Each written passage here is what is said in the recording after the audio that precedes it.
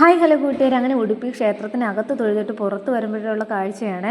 ഗോമാതാവിനെ ആചരിക്കുക എന്നത് അവരുടെ പ്രധാന വഴിപാടാണ്. അങ്ങനെ ഒരു കുടുംബത്തിലുള്ളവരെല്ലാം ഗോമാതാവിനെ പൂവും പട്ട് ആഹാരം ഒക്കെ വെച്ചിട്ട് ദക്ഷിണയൊക്കെ വെച്ചിട്ട് ആചരിക്കുന്ന ഒരു ചടങ്ങ് അവിടെയുണ്ട്.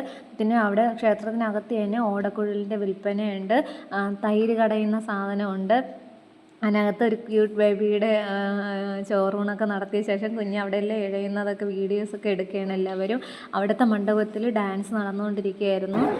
വേറെ ഭാഷ, ഉടുപ്പിയിലൊക്കെ ഭാഷ നമുക്കൊന്നും മനസ്സിലാവില്ല. അവിടെ നിന്ന് മലയാളം പറയുന്നവരൊന്നും ആരുമില്ല, എല്ലാവരും ഉടുപ്പിക്കാരാണ് കൂട്ടുകാരെ. പിന്നെ അവിടെ ഇത് കണ്ടു, ഒരുപാട് പശുക്കളുണ്ട്.